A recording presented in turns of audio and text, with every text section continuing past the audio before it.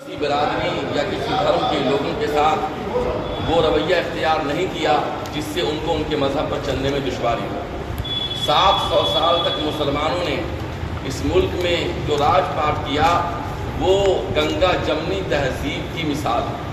جی ہاں، بدقسمتی سے اس ملک پر انگریزوں کی ناپاک نظر پڑی اور اس ملک میں انگریز مسلط ہو گئے، حاکم بن بیٹھے، یہاں کے لوگوں کو غلام بنا لیا۔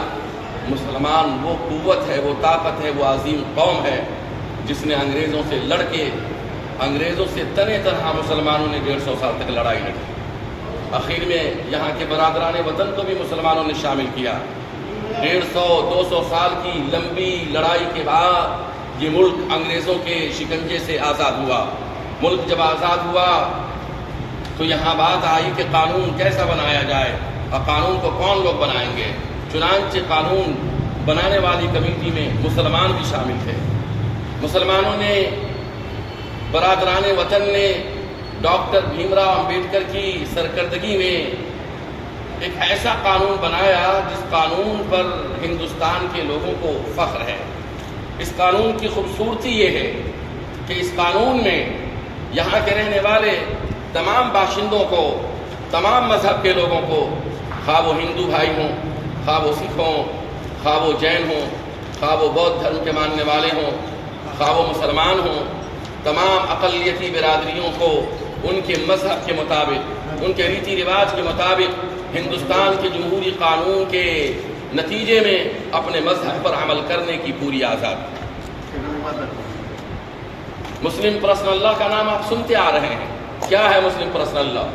مسلم پرسنل لا یہ ہے کہ جمہوری قانون کے اندر اور یہاں کے دستور کے اندر مسلمانوں کے تعلق سے یہ لکھا ہوا ہے، آرٹیکل نمبر 14 سے لے کر آرٹیکل نمبر 25 تک یہ بات بالکل واضح لکھی ہوئی ہے کہ مسلمان اور دوسری برادری کا جب مسئلہ سرکاری عدالت میں آئے گا تو سرکاری عدالت میں جو جج فیصلہ کرے گا وہ مسلمانوں کے شریعت ایکٹ کے مطابق، مسلم پرسنل لا کے مطابق اور ان کے قانون شریعت کے مطابق فیصلہ کرے گا۔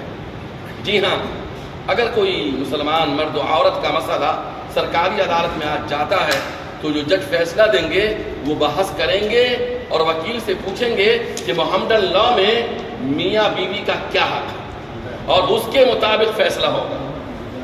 یہ بہت اچھی بات ہے، یہ وہ آزادی ہے جس کی وجہ سے مسلمان اس ملک کے لیے اپنی جان قربان کرنے کے لیے تیار۔ مسلمان اس ملک کو اپنی جان سے زیادہ عزیز رکھتے ہیں۔ ہر دم مسلمان اس ملک کی ترقی کے لیے، قربانی کے لیے تیار رہتے ہیں۔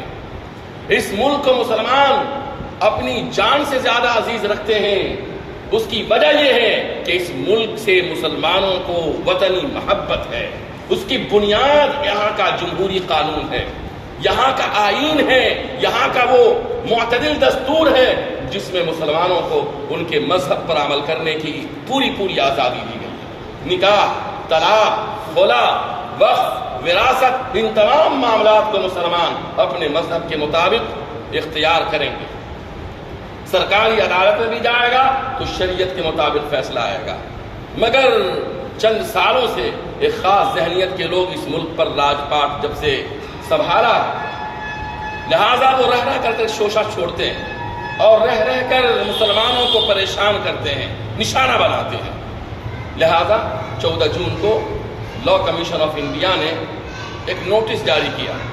اس نوٹس کا خلاصہ یہ ہے کہ مرکزی حکومت یہاں یکساں سول کوڈ لانا چاہتی ہے۔ یکساں سول کوڈ کیا ہے؟ کہ یہاں جتنے ذات، دھرم، مذہب کے لوگ ہیں ان تمام کے شادی، بیاہ، طلاق، کھانے، رہنے، سہنے، ساری چیز، سارے معاملات جس کو ایک انسان اپنی شخصی زندگی میں، جس کو ایک سمودائے اور ایک برادری اپنی سماجی اور خاندانی زندگی میں انجام دیتے ہیں، اگر اس میں کسی قسم کا جھگڑا ہو اور وہ معاملہ کورٹ میں جائے تو کورٹ سے جو فیصلہ آئے گا وہ مسلمانوں کے شریعت اور مسلمانوں کے مذہب کے مطابق نہیں ہے۔ وہ ایسا قانون ہوگا جو قانون سب کے لیے برابر ہوگا۔ تو پھر سوال ہے کہ وہ قانون کیسا ہوگا؟ اس قانون کی شکل کیا ہوگی، لا کمیشن آف انڈیا نے اس کو واضح نہیں کیا ہے۔ ظاہر ہے وہ ایسا ہوگا کہ مسلمانوں کی شریعت سے وہ ٹکرا رہا ہوگا۔ ہم اسلام کے حکم پر عمل کرنے سے وہاں پر عاجز رہیں گے اور محروم رہیں گے۔ کیا مسلمان اس کو برداشت کر سکتا ہے کہ وہ اپنی شادی کا طریقہ، طلاق دینے کا طریقہ، طلاق کے بعد عدت کا طریقہ، بیوی کو مینٹیننس دینے کا طریقہ، وقف کرنے کا طریقہ، وارثوں کے درمیان ورثہ کی تقسیم کا طریقہ، کیا اسلام کے خلاف کسی دوسرے طریقے پر ہو اور مسلمان اس کو قبول کر لیں گے؟ مسلمان کہتے ہیں اس کو جو اپنی پیدائش سے لے کر موت تک اللہ کے حکم کو مانے، اس کے نبی کی شریعت کو فالو کرے۔ اللہ کا حکم جب آ گیا، نبی کا طریقہ جب آ گیا، اب وہ مجبور ہے مسلمان، اور خوش دلی سے مسلمان اللہ اس کے نبی کے طریقے کو قبول کرتا ہے، آنکھ اور سینے سے لگاتا ہے۔ UCC ہمیں منظور نہیں ہے۔ ہم دوسرے طریقے کو، ہم دوسرے قانون کو جو ہمارے مذہب سے ٹکراتا ہو، ہماری شریعت سے ٹکراتا ہو، ہمارے قرآن اور حدیث سے ٹکراتا ہو، ایسے قانون کو ہم ریجیکٹ کرتے ہیں۔ مسلمانوں، آپ نیا بھوجپور میں ہیں، آپ کو معلوم ہے کہ اس طرح کا قانون بنا ہے؟ معلوم ہے پہلے سے؟ نہیں معلوم ہے۔ امارت شریعہ کے امیر شریعت نے یہ فیصلہ لیا کہ امارت شریعہ کے علماء کرام ہر ضلع میں جائیں، 4 اسٹیٹ بہار، اڑیسہ، جھارکھنڈ، ویسٹ بنگال کے ہر ضلع میں جائیں، دور دراز علاقوں میں جائیں، شہروں میں جائیں، اور سوئے ہوئے مسلمانوں کو، وہ مسلمان جن کو معلوم نہیں کہ لا کمیشن نے کیا نوٹس نکالی ہے، ان کو جا کر کے سمجھائیں کہ اب شریعت پر آنچ آ رہی ہے، شریعت پر حملہ ہو رہا ہے، چنانچہ اس کے خلاف احتجاج اور ورود درج کرانے کے لیے مسلمانوں کو بیدار کیا جائے۔ ہم اپنے ساتھ ایک باضابطہ طریقہ لائے ہیں کہ آپ احتجاج درج کیسے کریں گے۔ 14 جولائی تک احتجاج درج کرایا جائے گا۔ آپ لوگوں کو معلوم نہیں ہے کہ لا کمیشن آف انڈیا کے سامنے میں اس UCC کا جو احتجاج کریں گے یا اس کی مخالفت کریں گے تو کیسے کریں گے، آپ کو معلوم